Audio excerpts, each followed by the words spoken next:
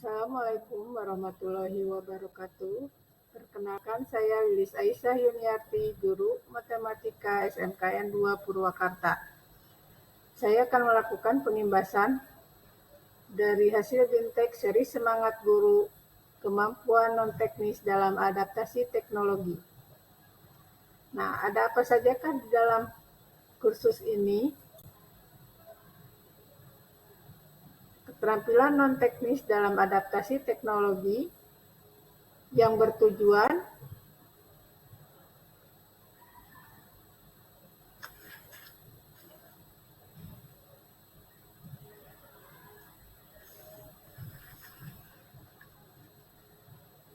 Tujuannya adalah untuk akselerasi teknologi di dunia pendidikan sedang berlangsung, program pembelajaran yang dirancang untuk memberikan pembekalan kemampuan teknis bagi para guru dalam proses adaptasi teknologi.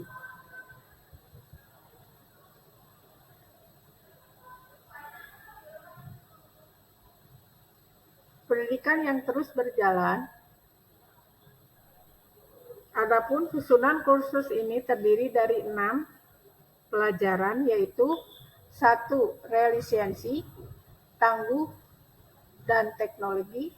Yang 2. Creative thinking atau berpikir kritis dan teknologi. Yang ketiga, creativity,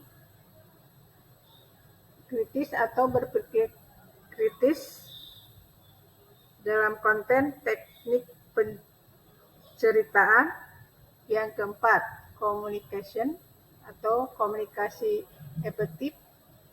Yang kelima, improve teacher atau pembelajaran campuran.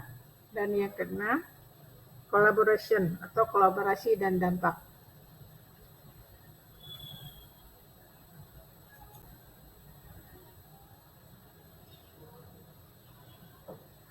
Nah, apa itu resiliensi? Ilmuwan psikologi biasanya menggunakan istilah penting untuk menyepadankan kata resiliensi, yaitu kemampuan seseorang untuk bangkit setiap kali mengalami desakan mundur, bahkan kegagalan. Nah, sedangkan pada pembelajaran kedua, yaitu berpikir kritis, guru dituntut untuk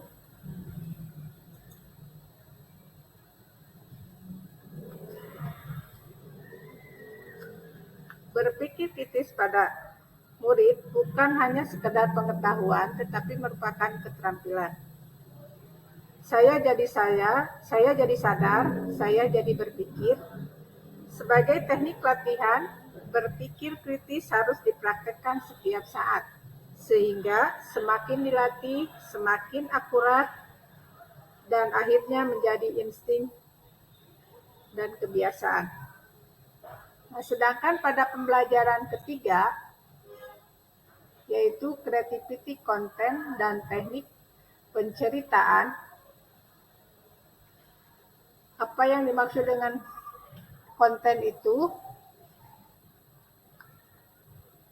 Atau kemampuan bercerita adalah kesanggupan atau kekuatan yang dimiliki individu untuk menyampaikan gagasan atau ide secara lisan maupun tulisan yang mengisahkan tentang perbuatan, pengalaman, atau kejadian.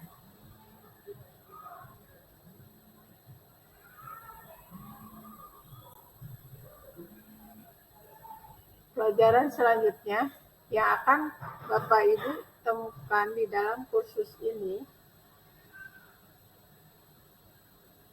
yaitu pelajaran 5, yaitu komunikasi yang kreatif, di mana guru dituntut untuk mampu mengkomunikasikan dan ditransferkan ilmunya terhadap para siswanya. Dan pelajaran yang kelima adalah kelas campuran, di mana kelas campuran ini adalah kelas yang diterapkan pada saat masa pandemi COVID-19, sehingga terbentuk pembelajaran yang ideal, yang sehingga murid belajar secara optimal. Pembelajaran campuran itu berupa sinkron dan asinkron. Sedangkan pada pelajaran ke-6, kolaborasi dan dampak, untuk mewujudkan merdeka belajar, maka harus terjadi kolaborasi antara guru dan siswa. Demikian yang saya bisa paparkan dari hasil BIMTEK seri Semangat Guru, adaptasi teknologi. Wassalamualaikum warahmatullahi wabarakatuh.